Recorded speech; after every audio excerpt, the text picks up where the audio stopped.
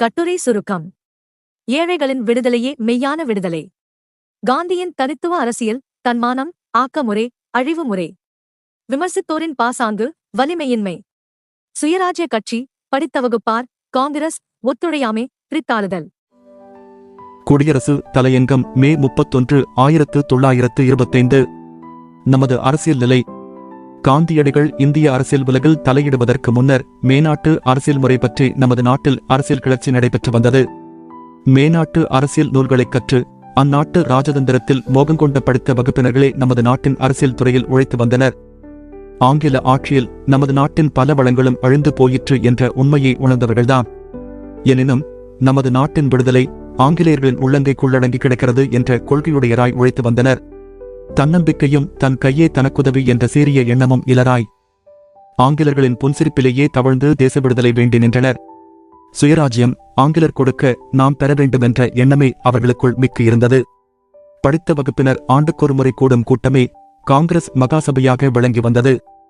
ஆங்கில அரசாங்கத்தாருக்கு எமக்கு என்ன குறை உள்ளது, அதனை தயவு செய்து நீக்க வேண்டும் என்று அடிமைக்குணம் அரும்பிய விண்ணப்ப தீர்மானங்களும் வேண்டுகோள்களுமே காங்கிரஸ் மகாசபையில் செய்யப்பட்டு தாழ்மையுடன் அனுப்பப்பட்டு வந்தன. இந்திய அரசாங்க ஊழியம் இந்தியமயமாக்கப்படின் அதுவே தேச விடுதலை எனக் கருதி உத்தியோகங்கள் பெற பாடுபட்டு வந்தன. படித்த வகுப்பினரே இந்திய மக்கள் என்றும் சென்னை, பம்பாய், கல்கத்தா போன்ற பட்டினங்களே இந்தியா என்றும் கருதி அரசியல் துறையில் உழைத்து வந்தனர். ஆங்கிலேயர்களின் மனப்பான்மையை உள்ளபடி ஒருவரும் அறிந்தவர்களில்லை. அறிந்த ஒரு சிலரும் அதற்கேற்ப தக்க முறைகளை மக்களுக்கு காட்டத் துணிந்து முன்வந்தார்களில்லை. ஆங்கிலேயர்களின் உண்மையான மனப்பான்மையை உள்ளபடி அறிந்தவர் உத்தமர் காந்தியடிகளேயாவார். ஆங்கில ராஜதந்திரிகள் போன்ற நிபுணர்களை இவ்வுலகில் எங்கும் காணுதல் அரிது என்றும் அவர்களை அம்முறை கொண்டே வெல்லுதல் அரிது என்றும் இந்திய மக்களுக்கு எடுத்துக் காட்டினார்.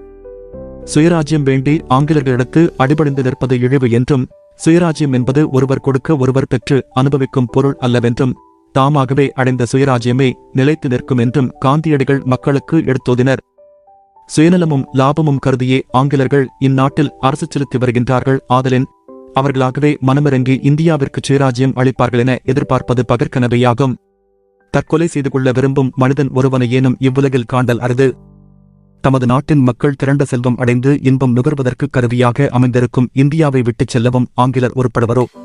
ஆகையினால் அவர்பால் உதவியை எதிர்பார்ப்பது இந்தியரின் தன்மதிப்புக்கும் தன்னம்பிக்கைக்கும் பெரியதோர் குறைவு என்று இடித்துக் கூறினார். 150 ஆண்டுகளாக இந்தியர்களை அடக்கி ஒடுக்கி அடிமைக்குழியில் வீழ்த்திய இந்திய ஆங்கில அரசாங்கத்தோடு ஒத்துழையாமையை கைக்கொள்வதே சுயராஜ்யம் பெறும் வழி என ஓர்ந்து இந்திய மக்களுக்கு அரிய உபதேசம் செய்தனர். காங்கிரஸ் மகாசபை படித்த வகுப்பினர் கூட்டமாக விளங்காமல் உண்மையான இந்திய மக்களின் பிரதிநிதி சபையாக திகழல் வேண்டுமானால் இந்திய மக்கள் அனைவரும் அதில் சேர்ந்து கலந்து உழைத்தல் வேண்டுமென வழிகள் வகுத்தனர். தேசமும் தேசவுரிமையும் இன்னதென்றறியாது கிணற்றுத் தவளை என வாழா கிடந்த இந்திய மக்களை தட்டி எழுப்பி தேச விடுதலையில் ஆர்வங்கொண்டு உழைக்கும்படி செய்தனர்.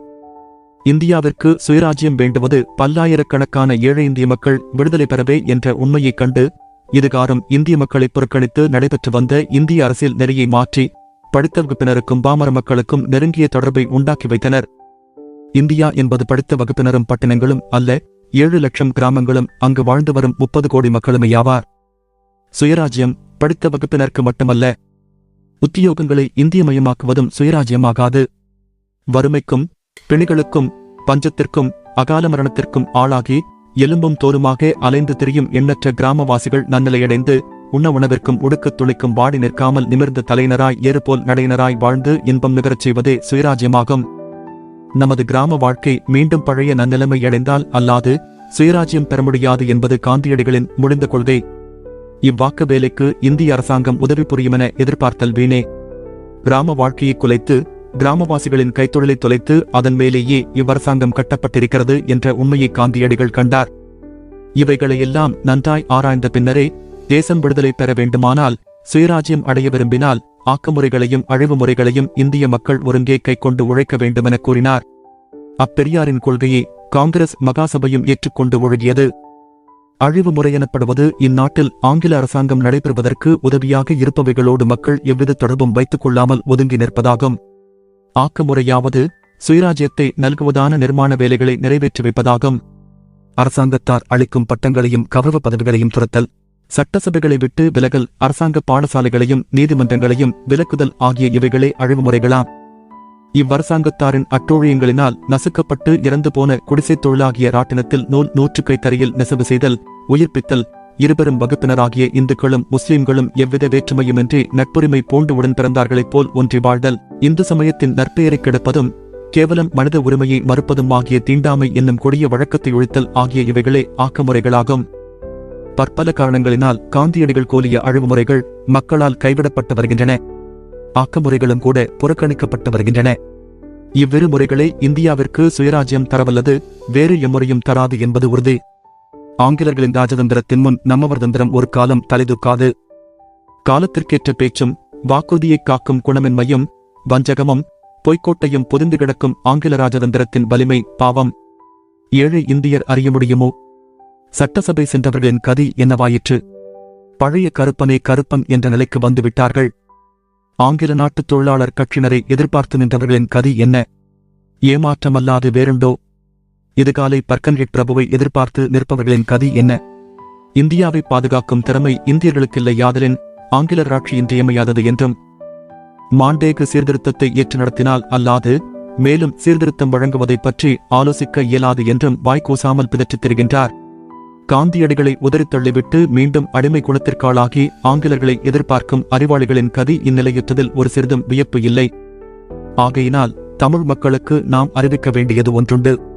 இவ்வழிவு முறைகளை மீண்டும் காங்கிரஸ் மகாசபை ஏற்று நடத்தும் வரையில் ஆக்கமுறைகளை கைக்கொண்டு இடைவிடாது அல்லம்பகலும் உழைத்து வரல் வேண்டும். காங்கிரஸ் மகாசபை வேறு கட்சிகள் வயப்பட்டு விடுமாயினும் நாம் கவலையுற வேண்டுவதில்லை. அழிவு முறையில் நம்பிக்கையுள்ளோர் அதனை நடத்தியே வரல் வேண்டும். சட்டசபை செல்வோர் செல்க, பட்டங்களையும் பதவிகளையும் பெற்று மகிழ்வோர் மகிழ்க.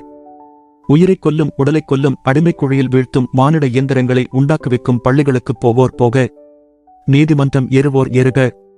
ஆங்கிலமாயிகளாகிய இவைகளினின்றும் விடுபட்டு நல்லுணர்வு பெற்று மீண்டும் காந்தியடிகளைச் சான்புகும் வரையில் மற்றையோர் பொறுத்துக் கொண்டிருத்தல் கடன். ஆக்கமுறைகளை வெகு தீவிரமாக நடத்தி வருதல் வேண்டும். ஒத்துழையாமை இயக்கம் இறந்துபடவில்லை. ஒத்துழையாமை ஒடுக்கப்பட்டிருக்கிறதே ஒழிய இன்னும் அறவே ஒழிக்கப்படவில்லை. ஒத்துழையாமை நெறியை விட்டுவிடுவதாக எண்ணவே இல்லை என காந்தியடிகள் கூறுகின்றார். ஆக்கமுறைகளை நடத்துங்கள், சுயராஜ்யம் பெறுவீர்கள் எனக் கதறுகிறார். உண்மை உண்மை காந்தியடிகளை விட வேறு துணை இந்திய மக்களுக்கு இல்லை என்பது உறுதி. மற்ற தலைவர்கள் அரும்பாடுபட்டு சுயராஜ்யம் பெறுதலும் கூடும். அவர்களின் சுயராஜ்யம் இந்திய நாகரிகத்திற்கும் அறிவிற்கும் கலை வளர்ச்சிக்கும் ஏற்றதாக இராது என்பது திண்ணம். உண்மை இந்தியா இன்னதென உணர்ந்தவர் காந்தியடிகள் ஒருவரையாவார். மற்றையோர் மேனாட்டு கண்ணாடியால் இந்தியாவை பார்க்கின்றனர். இதுதான் காந்தியடிகளின் முறைக்கும் மற்றையோரின் முறைக்கும் உள்ள வேற்றுமை. காந்தியடிகளின் ஆக்க முறையில் காங்கிரஸ் மகாசபை இதுகாலை தழுவி நிற்கும் ஆக்க முறையில் அரசியல் மனம் இல்லை ஆதலின் அது சுயராஜ்யம் நல்காது என்று மிதவாத நண்பர்களும் பெசண்டம்மை கூட்டத்தாரும் சுயராஜ்ய கட்சியினரும் கூட கூறுகின்றார்கள். பர்கன்ஹெட் பிரபுவோடும் பாராளுமன்றத்தினரோடும் வருதே வாதாடுவதும் கொஞ்சிக் கூத்தாடுவதும் தான் அரசியல் ஞாபகம் போலும். நாட்டின் செல்வ நிலையைப் பெருக்கும் தேச மக்களின் பொருள் வருவாயைப் பெருக்கும் வழி அரசியலின் பார்ப்படாதோ? ஆங்கில ஆட்சிக்கு ஆதாரமாக இருக்கும் வியாபார பெருக்கை தொலைக்கும் முறை அரசியலின் பார்ப்படாதோ? குடியின்றேல் கோல் உண்டோ? நாட்டில் வாழும் மக்கள் நல்வாழ்வு பெற நாடும் வழி அரசியல் முறையாகாதோ? நாட்டில் உள்ள மக்கள் குடிக்க கஞ்சியும் உடுக்க கூரையும் இல்லாமல் நாசமுற்று ஒழிந்து போய்விடின் சுயராஜ்யமெற்றுக்கு? ஆங்கில ஆட்சியின் கொள்கைகளும் பிரித்தாளுதல் என்ற கொள்கை முதன்மையானதல்லவோ? பிரித்தாளும் கொள்கையை ஒழிக்க இந்து முஸ்லிம் ஒற்றுமையை பலப்படுத்தவும் உயர்வு தாழ்வு என்ற வேற்றுமையின் வேறாக விளங்கும். தீண்டாமையை ஒழித்து மக்கள் ஒற்றுமையாக வாழவும் பாடுபடுதல் அரசியல் முறையின் பார்ப்பட்டதாகாதோ? சுயராஜ்யம் எனின் இதுபோழ்து நடைபெறும் ஆட்சி முறையை திருத்தியோ ஒழித்தோ மக்கள் பிறப்புரிமைகளைப் பெற்று எல்லா துறைகளிலும் முன்னேற்றமெய்தி வாழ்வதுதானே? இதுபோழ்து நடைபெறும் ஆட்சி முறையின் அடிப்படைகளாக இருக்கும் நாட்டின் செல்வத்தை கொள்ளை கொள்ளும் வியாபாரம், பிரித்தாளுதல் ஆகியவைகளை ஒழிக்கும் முறைகள் அரசியல் முறைகள் அல்லவெனின் பின் இதுதான் அரசியல் முறையோ? தமிழ் மக்களே, பட்ட வேட்டையிலும் பதவி மோகத்திலும் அமிழ்ந்து அலைந்து திருவர்களின் மயக்க வார்த்தைகளில் ஈடுபட்டு ஏமாந்து போகாதீர்கள். கதர். இந்து முஸ்லிம் ஒற்றுமை, தீண்டாமை ஒழித்தல் ஆகிய இம்மூன்றுமே சுயராஜ்யம் நல்கும். இதுவே எனது சித்தாந்தம் என காந்தியடிகள் கூறும் அரிய மொழிகளை ஆழ்ந்து ஆராய்ந்து உண்மையைக் கண்டு தேறி காந்தியடிகள் வழிநின்று தேச விடுதலைக்காக உழைப்பீர்களாக.